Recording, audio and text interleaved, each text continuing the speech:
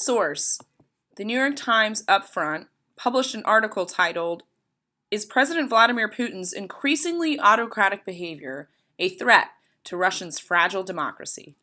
The article was written by Patricia Smith in 2007. Paragraph number 1. The story seems to be ripped from the pages of a spy novel. A former Soviet KGB agent with a lifetime of enemies is poisoned to death, setting off a round of international accusation and intrigue. Accusations mean when you charge or you blame someone, and intrigue is interest or fascination. So they are intrigued about the accusations made by someone getting poisoned. Paragraph number 2. But that's exactly what happened to Alexander Litvinenko in London last year. Litvinenko was poisoned by polonium-210, a highly toxic radioactive substance.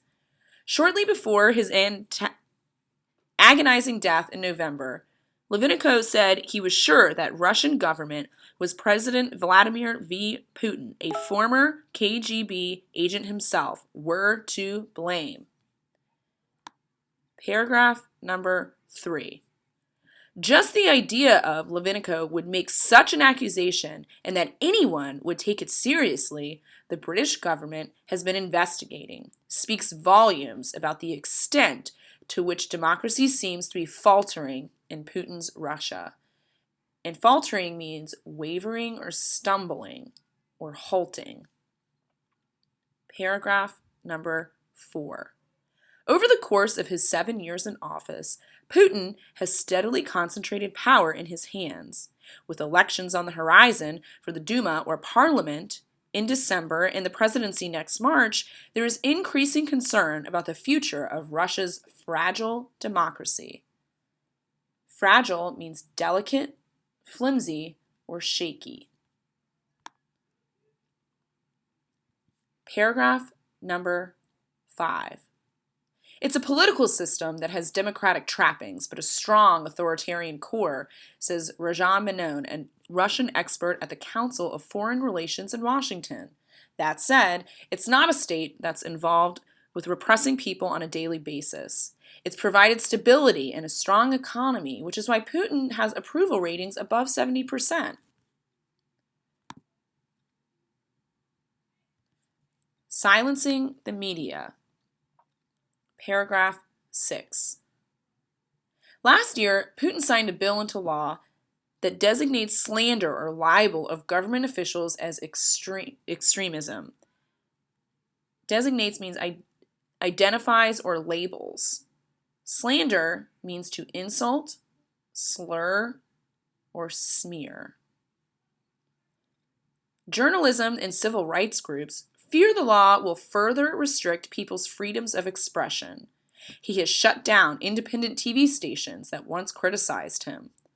Putin also approved a law that allows police to monitor non-governmental groups and shut them down if their activities are deemed a threat.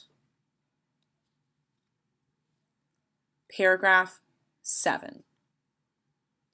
When President Bush visited Russia in July 2006, he made a point of meeting with pro-democracy critics of Putin's government.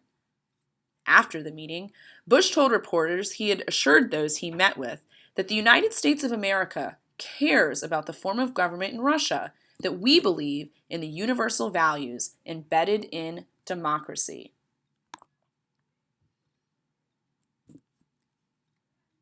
Paragraph 8. Russia has a long history of autocratic rule, so Western-style democracy is not necessarily a natural fit. Autocratic means dictatorial or oppressive. For hundreds of years, Russia was ruled by powerful czars or rulers, and for most of the 20th century, the Soviet Union was a communist dictatorship and the primary adversary of the United States and its allies during the Cold War. Adversary is an opponent, rival, or enemy. So during the Cold War, the Soviet Union was an enemy to the United States. Paragraph 9. In Russia, people are willing to forego human rights and freedom of speech more readily in the name of national security and national stability, says James Welch, Director of International Studies at Washington University in St. Louis. Russia's had a long history of extreme security problems, being invaded, and having to fight off external enemies. Putin is appealing to a long-standing Russian world view.